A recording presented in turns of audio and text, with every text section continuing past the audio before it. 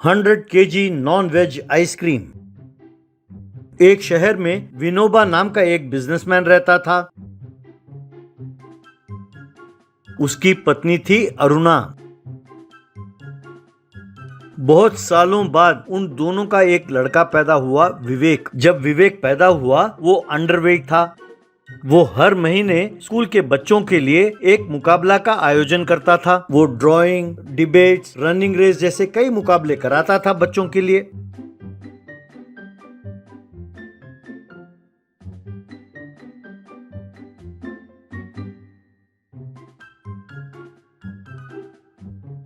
विनोबा की जिंदगी आराम से गुजर रही थी, लेकिन उसे इस बात की चिंता थी कि उसका बेटा अंडरवेट है। एक दिन स्कूल के लंच टाइम में अपने दोस्तों के साथ खेल रहे विवेक गश खाकर गिर गया। उसे तुरंत अस्पताल में भर्ती किया गया। तब डॉक्टर, आपका बच्चा अंडरवेट होने के कारण गश खाकर गिर गया। यूं अंडरवेट होने की वजह से उनके शरीर में इम्यूनिटी कम होती है, जिसके कारण छोटी छोटी बीमारियां जैसे खांसी, जुकाम वगैरह भी बहुत जल्द ठीक नहीं होती। आपका बेटा थका हुआ रहता है, इसे तंदुरुस्त आहार खिलाइए जैसे चिकन, मटन, फिश, अंडे वगैरह, जिससे उसे संपूर्ण पौष्टिकता मिले। तब विवेक की माँ अरुणा, क्या करे डॉक्टर साहब, वो तो शाकाहारी खाना भी 2 ग्राही खाता है बस। तब डॉक्टर, तो आप ही इस समस्या का हल निकालिए, ऐसा कहा। एक हफ्ते बाद विनोबा अपनी पत्नी से, अरे भगवान, मैं सिंगापुर जा रहा हूँ 1 हफ्ते के लिए, बिजनेस के लिए। मैं कल सवेरे निकल जाऊंगा। मैंने अपनी बहन प्रवीणा से कह दिया है कि वो तुम्हारे साथ रहे। वो कल आ रही है अपने घर, ऐसा कहा। अरुणा, वो सब तो ठीक है, पर विवेक की हालत ऐसे है, ऐसे में आपको सिंगापुर जाना जरूरी है क्या? तब विनोबा, अरे भगवान, चिंता तो मुझे भी है, पर यहाँ जाना जरूरी भी तो है। ये बहुत बड़ा बिजनेस डील है। अब तुम्हें ही एडजस्ट करना होगा, और फिर प्रवीणा भी तो आ रही है। अब तुम दोनों होशियार रहना बस। अगले दिन सवेरे के फ्लाइट से विनोबा सिंगापुर चला गया। विनोबा के जाने के 1 ही घंटे में प्रवीणा अरुणा के घर पहुंची। प्रवीणा की बेटी अनुष्का विवेक के साथ खेलने लगी। अरुणा प्रवीणा से, देखो प्रवीणा, मुझे और तुम्हारे भैया को बस विवेक की चिंता लगी रहती है। वो कुछ खाता ही नहीं। एक तरफ डॉक्टर साहब कहते हैं इसे पौष्टिक आहार खिलाओ, पर नॉनवेज में ये अंडा ऑमलेट भी नहीं खाता। तब प्रवीणा, हाँ भाभी, जब ये हमारे घर आया था तब मैंने इसे देखा था। मैंने गौर किया कि ये आइसक्रीम बड़े चाव से खाता है। हम इसे नॉनवेज आइसक्रीम खिलाकर इसे उसकी आदत डालते हैं। अगर वो खाए, आगे की बात सोचेंगे। तब अरुणा, क्या नॉनवेज आइसक्रीम? अरे वो मिलेगा कहाँ? प्रवीणा, नहीं मिलता भाभी, हमें खुद बनाना पड़ेगा। तब प्रवीणा और अरुणा ने मिलकर नेट में आइसक्रीम कैसे बनाते हैं ये सीखा।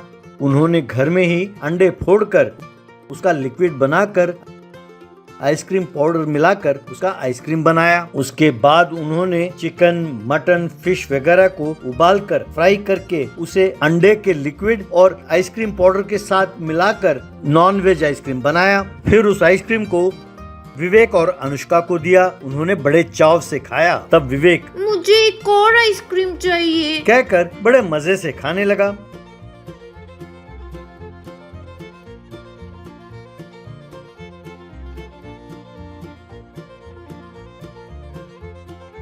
उस दिन से विवेक को हर रोज नॉनवेज आइसक्रीम देने लगे। यूं कुछ दिन खाने के बाद उसका वजन बढ़ने लगा, तो ये देखकर प्रवीणा और अरुणा बड़े खुश हुए।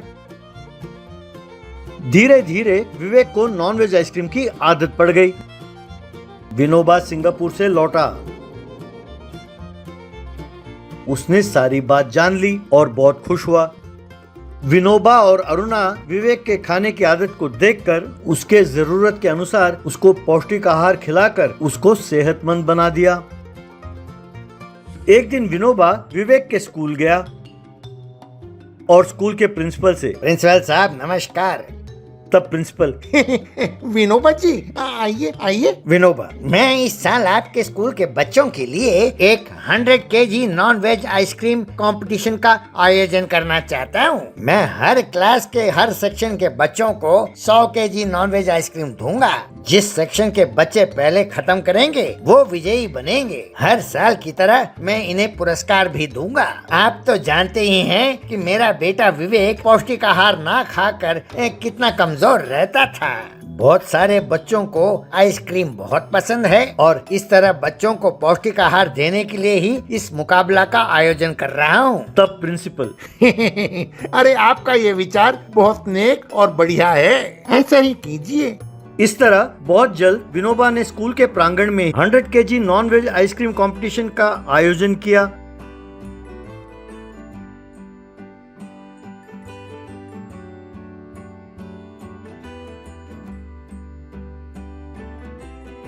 उसमें विवेक के क्लास के बच्चे ही विजेता घोषित हुए।